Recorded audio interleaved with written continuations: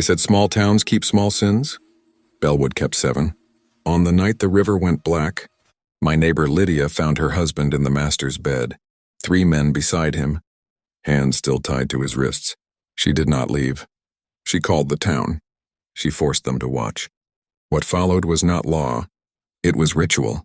And the plantation we all thought we knew became a theater of punishment, and then something far older.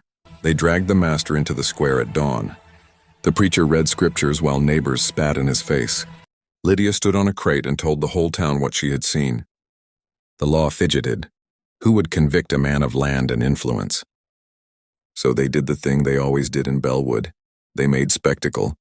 They tied the master to the oak by the well and told him the crowd would decide his punishment. He laughed at first because he had always bought silence. But silence has a price, and Lydia wanted the ledger balanced. The town decreed punishment in 3 acts: humiliation, expulsion, and payment. The first act was public. The townspeople were given the right to shame him. They pelted him with rotten peaches and stale bread. The second act was worse. His lands were to be open to those he'd owned, a redistribution of labor and field. And the third, they said, would be private. At night, Lydia took him down to the low marsh and made him kneel. She held up something small and rusted, a ring, teeth marks worn into its edge. "This," she said, "is the cost." Then, she ordered the 3 men who'd been in his bed to cut a mark on his palm, one by one. The cuts were shallow, precise, and after each one the ring touched his skin. He screamed until the frogs fell silent. They thought the ritual satisfied whatever old human ledger had been imbalanced. The town slept easier for a handful of nights. But the marks on the master's palm didn't fade. The ring left a bite in his flesh that would not close, and odd things began to happen in Bellwood. Children discovered the master's ledger, a book of names and payments, but one page was missing. The missing page smelled faintly of ash and river mud. At first the pets vanished, a dog, then 2 horses. Then folks began to dream of the 3 men, but not as men, as shapes that walked water. The final act the townspeople forgot to plan for was consequence. The river started to claim things, small things at first, like old farm tools and a single shoe by the bank. They said it was the current. The old ones said it was the debt-collecting interest. And the 3 men who had been forced into the spectacle, they listened to the water as if it was speaking their names. When the bell in the chapel tolled, Lydia's lantern burned blue for a single breath. She looked at me and said, "Without anger or fear, if you stay, you will learn what happens when a house feeds on shame." Then she went down to the river. I followed. They dragged him into the square before dawn, when the mist still clung to the cotton rows and the dogs had not yet found their voices. Lydia climbed the stone well and stood like a judge in white. Her hands did not tremble. Her eyes were steel. The crowd parted as if a wind had passed through them. Men who had once bowed to his ledger now spat at his boots. Children peered from behind skirts with faces too old for their years. She spoke aloud every name she had seen that night. Names that had been whispered for years in the quarters, and she held up the master's ledger for all to see. Inked payments, ledger marks, and a single torn page brittle with river mud. The air smelled of wet paper and something older, like river stone and rot. When he stared up at her blind with anger and shame, Lydia did not flinch. She unfolded a scrap of leather and revealed the rusted ring, bitten, worn it, and said plainly, "This is the price you paid for thinking you were beyond us." The town murmured. Some crossed themselves. Others nodded as if a debt had finally been claimed. They announced the sentence in 3 parts: public shame, restitution, and a final private reckoning. First came the shame. The master was fitted. With a sign and paraded through, town while people threw rotten fruit and called out them sins his ledger recorded. He laughed at first, and then his laugh dried into a rasp. Lydia watched every face, each toss of a peach, each lifted hand, and the townsfolk felt for the first time that they were not only witnesses but instruments. For restitution, the elders tore open his deeds and reallocated a portion of his fields to those who had labored unpaid, placing simple wooden stakes at dawn where boundary fences once stood. The work of many hands was named and handed back. The master's name was struck from a list he had used to silence men. Some wept openly, some cheered, some simply stared as if trying to remember how to hope. That night, though, Lydia said there was one thing the ledger could not repay. She took him down to the river under a blue lantern and made him kneel in the muck. The 3 men who had been in his bed were given a choice for the final reckoning. Their revenge or mercy. Each chose the smallest cruelty that would still be justice. With a small knife they nicked his palm and pressed the rusted ring to each wound. 1 mark for each man. He tasted iron and the river tasted of old promises. When the ring touched his skin, the water around them stilled. Frogs fell silent. Even the crickets ceased their hymn as if the land itself watched the balance being set. They expected relief after the ritual. Instead, a slow hunger woke. The master's wounds closed with dark, puckered scars that wept a slow, brackish fluid when the moon was full. He tried to bargain with doctors, with preachers, with coin. Nothing would draw the bite from his hand. Men who came to mend his fences left with strange looks, muttering of a cold that clung to their bones. Objects began to move at Bellwood. Small things at first. A spoon misplaced. A hat found on the roof, a child's toy drifting in the well. The ledger's torn page, the one Lydia displayed, was found stitched into a mattress in the master's own house. Damp with river mud, though the bed had been dry for weeks. At night some said the river spoke not in words, but in a low tidal groan that sounded like names. The 3 men who had carved the marks on his hand began to change. They grew quieter, as if listening to distant music none of the others could hear. Their eyes would narrow at the moon, and sometimes they would walk to the marsh, alone, and stand with their faces to the dark water until dawn. People in town said the men were haunted not by fear, but by summons. One harvest moon, the eldest elder insisted they close the matter and bury the past. A small party went down to the ridge where old bones had been rumored to lie. Shovels clanking, lanterns bobbing. They dug where the earth seemed soft and found nothing at first. Then a shallow pit, and within it a small wooden box. Inside lay coins, a scrap of ledger, and a child's shoe caked in silt. A marker had been planted above the mound. A crude stake with the numbers of the master's accounts crudely carved. That night, a lantern appeared on the river where none had been placed. It hovered atop the water like a faithful eye. The townsfolk watched from their porches as it bobbed slow as breath and then sank with a soft sucking sound, leaving the surface like black glass. In the morning, a field hand opened the gate and found the master's favorite horse gone, its bridle on the shore, and hoof prints leading into the water but none coming out. Lydia told me then she had seen the master at the well at midnight, staring down as if lent by debt to watch the things he had once made vanish. Lands and names, she said, are paid with more than paper. Her voice had that low, certain quality of one who knows a cost has been paid in full.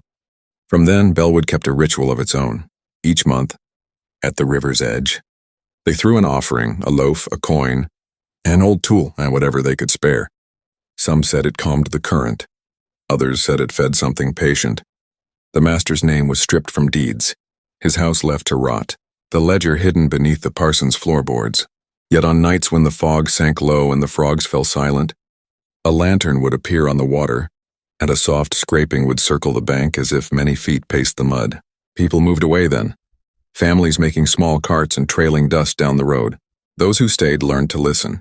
The river kept a low song like a counting of names, and sometimes if you stood very still and let the night take you, you could hear the master whispering as if from the deep, repeating the same word as Lydia once did, forgive.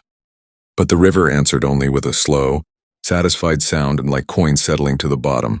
I left Bellwood with the taste of iron in my mouth and the rusted ring in a small cloth. I thought hiding it would hide the debt. I was wrong. The river keeps its receipts. The morning after the river ritual, Bellwood woke with the taste of iron in its teeth. Lydia moved through the lanes like a quiet storm, watching doors and faces as if memorizing who had looked away for too long. At dusk, she gathered a small group. The 3 men who had carved the marks, the housemaid who'd first found the ledger, and the boy who'd seen the master that night. And they walked to the old oak where the master had been tied. At the oak, Lydia spoke softly and gave each of them a length of thin iron chain she had hammered herself. We will bind what he broke, she said. They fastened the links not on the master, but on the ground, stakes hammered into earth and whispered names into the mud. It was a binding of memory more than justice, a promise scrawled in iron. That night the swamp answered. The first sound was a low dragging like something huge moving beneath water. Lanterns bobbed at the marsh edge and then a figure rose, not walking but tilting up, as if the water itself had lifted a shape.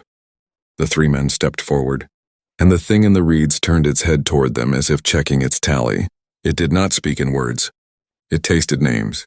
One by one, the men cried out and fell to their knees, clutching their chains. The body in the mud mimicked the cuts on the master's palm, a mirror of debt. When it touched the iron, smoke seeped from the links and the men screamed and laughed at once, as if freed and claimed in the same breath. Afterward, the three men were changed.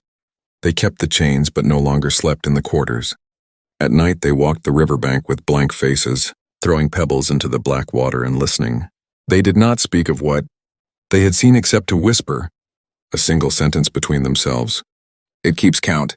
Meanwhile, the master's house decayed faster than any storm could account for. Paint flaked in strips. Mice nested in ledgers. The portrait over the mantel began to weep, a dark stain from the eyes. Neighbors who dared to cross the yard found the well, brimmed with old coins and a small scrap of ledger tied in twine. Every coin bore the same curl of ink, a number like a ledger mark, and the scrap smelled of river rot. People left Bellwood in stages. Some fled the stink of the river. Others left because the children would wake whimpering and point toward the water and refuse to speak again.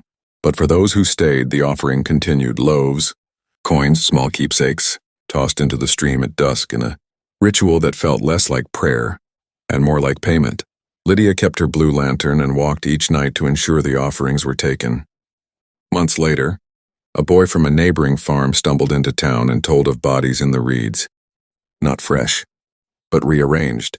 Shoes neatly placed on the shore, eyes hollowed like coins, and a child's shoe tied to a stake with a strip of ledger paper. Lydia walked to the marsh with him and took the shoe into her palm, then tossed it back into the water as if returning an IOU paid. She turned to me and said simply, "We paid what we could. The rest keeps tally." Weeks passed, but the air never cleared. Even the wind carried the scent of rust and rain that never came. The townsfolk whispered that the river no longer flowed right. It pulsed, as though it had a heartbeat. One evening, I found Lydia in the church ruins, sitting before a half-burnt altar, murmuring words from a ledger. She looked up when I entered, eyes red but calm. "It's not him we buried," she said. "It's what he called." That night the bells rang again, but the tower had no ropes, no hands to pull them. The sound was deep, metallic, wrong. I ran outside and saw the villagers standing in the street staring at the sky. For a moment the clouds shaped themselves into something like a face. Familiar, grieving, monstrous. Then thunder split the horizon and the sound of chains echoed from the woods. When I reached the oak, the three chained men were already there. Their eyes were black mirrors reflecting no light, and their voices overlapped in a chant that wasn't human. Lydia stepped between them, lifted her lantern, and said, "You kept count, now count me too." She pressed the blue flame to her chest, and the light swallowed her whole. The men screamed, and the earth beneath us opened like it had been waiting. The light that came out wasn't fire. It was memory.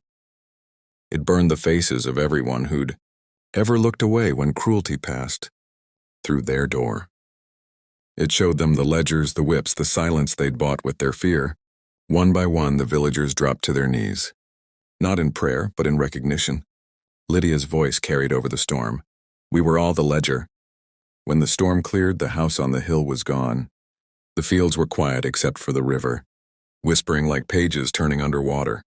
In its shallows lay the master's rusted ring, the same token Marlowe once held. I reached for it, but it sank on its own, disappearing into black silt as if it finally knew its place. They say Bellwood is empty now, but sometimes travelers, passing through, swear they see a faint blue glow at the water's edges, a lantern swinging gently in the dark. They hear chains dragging, not in punishment, but in rhythm, like something counting, still patient, still awake. Years later, when the town had been renamed and the plantation erased from maps, I returned just once.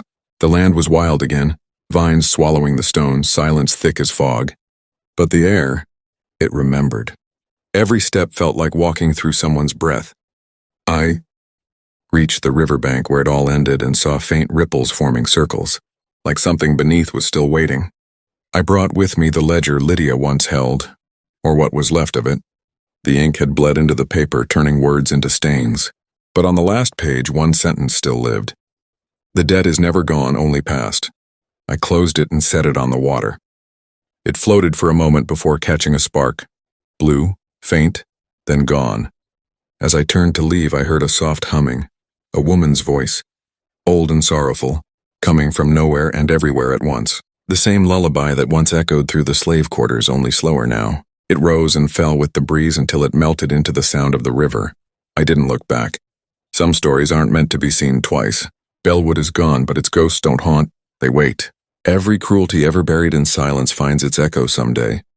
And when the frogs go silent again, when the air turns heavy and the river starts to breathe, that's when the ledger opens once more. If you ever find yourself near a river that doesn't reflect your face, leave. Some debts were never meant to be paid by the living.